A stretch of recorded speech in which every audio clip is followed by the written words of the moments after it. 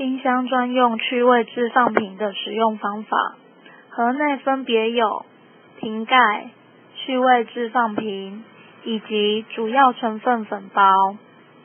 我们该如何来使用呢？首先打开瓶盖，未加粉包，水色是白色的。打开粉包，倒入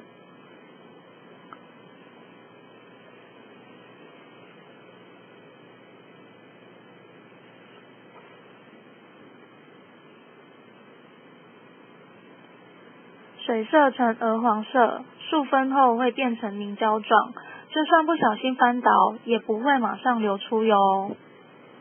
还有，记得瓶盖要打开。最佳的摆放位置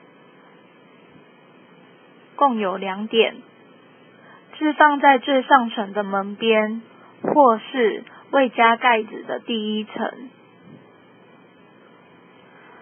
1周后食物杂成味，拜拜喽。